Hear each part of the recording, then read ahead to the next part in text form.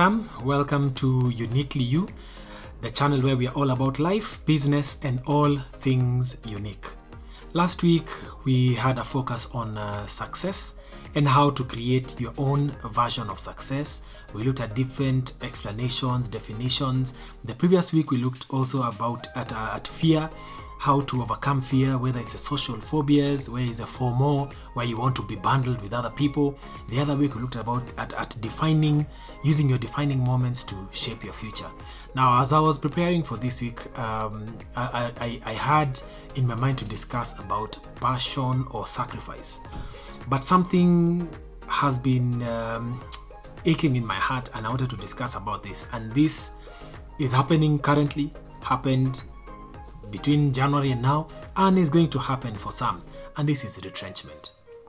Yes, that's a big word, retrenchment. It doesn't matter what they call it. They call it redundancy, right sizing, downsizing, rationalizing, all those beautiful rosy words, but they all mean the same thing, that you're cutting your workforce. So whether it's in business or it's you're employed, and the thing is this, in this day and age, job security is not always guaranteed. That's one thing you have to note. Job security is not always guaranteed.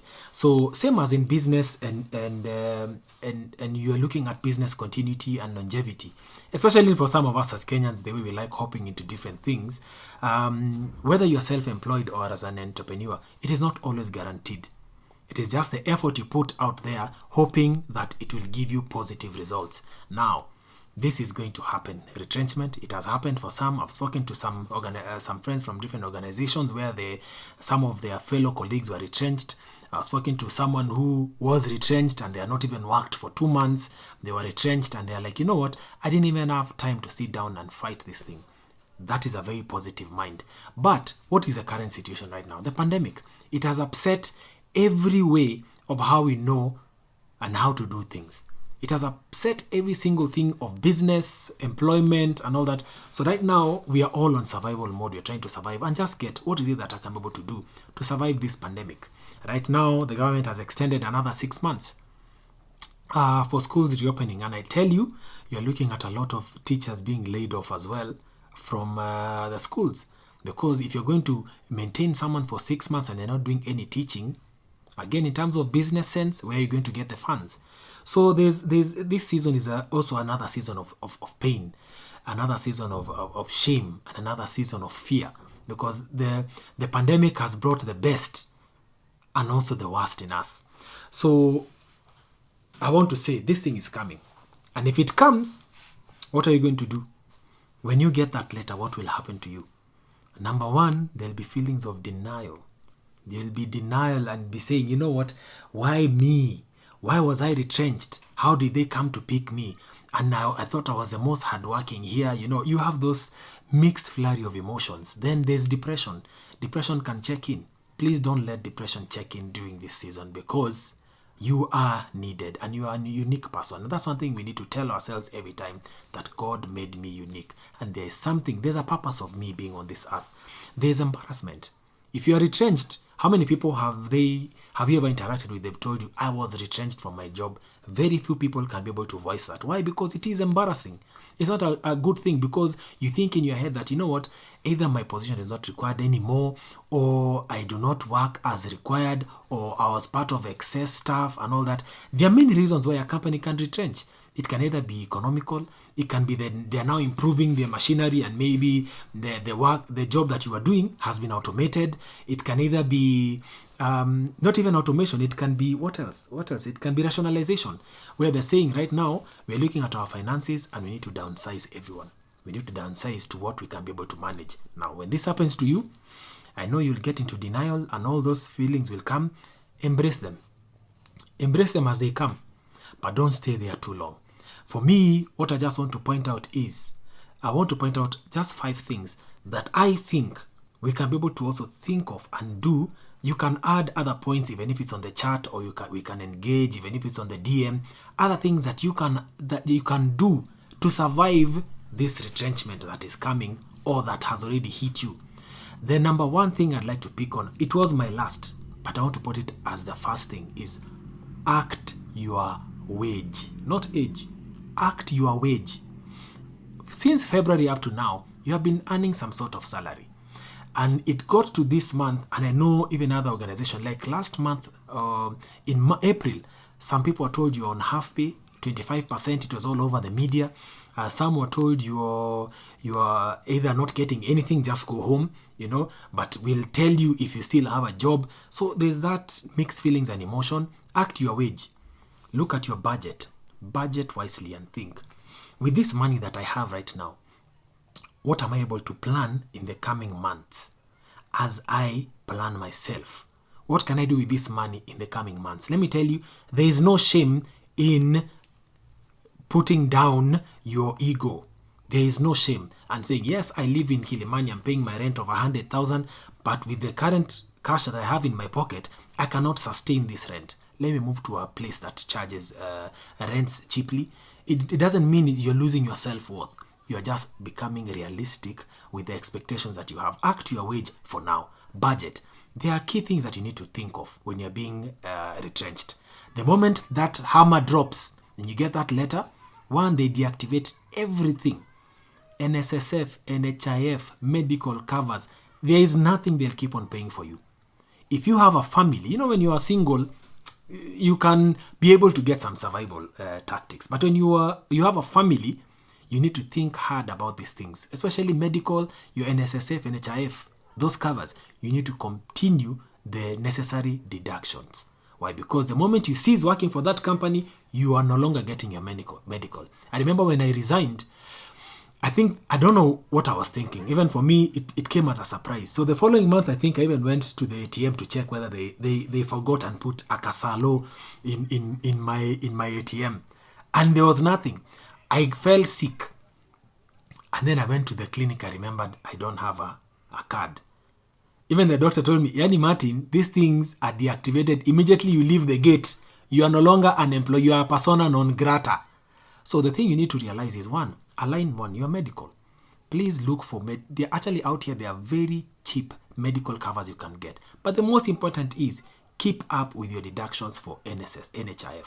Why? Because that card can really help you in tough situations, especially medical. In your medical situations, it can really help you and can supplement. Then look for a cheaper medical cover you can be able to supplement with. And then now, we've looked at NSSF medical cover, then budget. My rental budgets. What am I budgeting for this month? Then for the next 6 months, am I able to survive? So when you're looking at that is the first thing. The second thing is turn now this challenge into opportunity.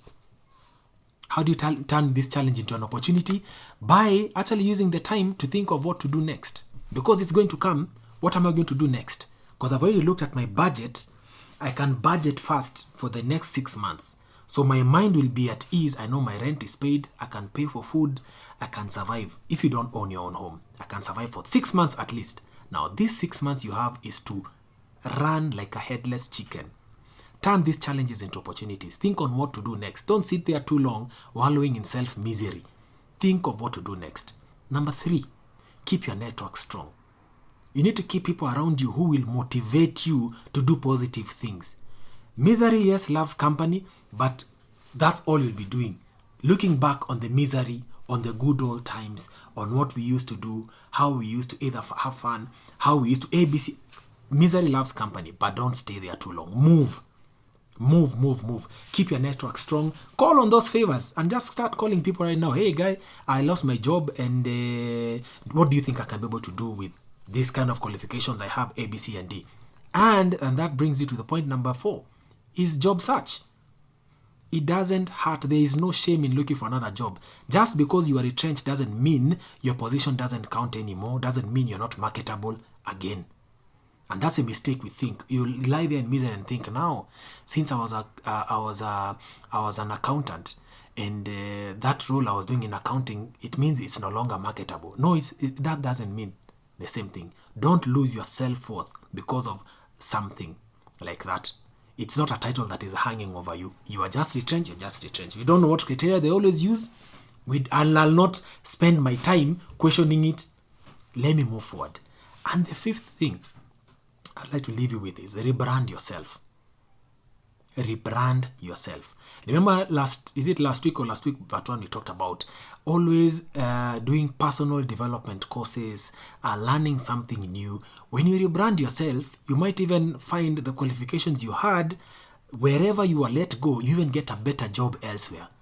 And who knows, maybe you're not even going back to the job market. You discover, I have some entrepreneurial skills that I need to also now work on them. I start and open up a new business. So you never know what this situation might bring. Look at it as a silver lining and let your cup be half full, not half empty. So when you rebrand yourself, you actually are the one who's coming out strong. You're coming out a unique person that, you know what, I used this challenge to define what my future will be. I didn't let this kill me as a person. I know myself as Martin. It didn't kill my spirit, my drive, my creativity, my ability also to look forward ahead into life. I know those things will always come and challenge all of these things. You will be depressed. You will have the fear and all that. It will come, the anxiety. Go through that motion. It's nice to cry. Cry, shout, find a space, go alone, big anduru. Do all those things, but don't stay there too long. 1, act your wage. That's the most important thing I'd like to say. Act your wage. The most of us are dying from endless bills that we cannot sustain. Lower your standards a bit as you're looking towards a better goal up there. When you act your wage, you will budget wisely. Budget wisely, plan ahead. The statutory things that you are doing while you're working, look into them and see how can I supplement. Even if they cut this, I can be able to continue and survive this. Downgrade some of the things that the lifestyle that we had. And number 2, turn the challenges into opportunities. When you turn them into opportunities, then you keep your network strong. People will always motivate you to do positive things, to always drive you. People who will also be the people who come your way, they are like destiny helpers. Yeah. Then search for jobs. Job search. You don't have anything to lose. Only your emails or a few papers if you sent them physically. And lastly, rebrand yourself.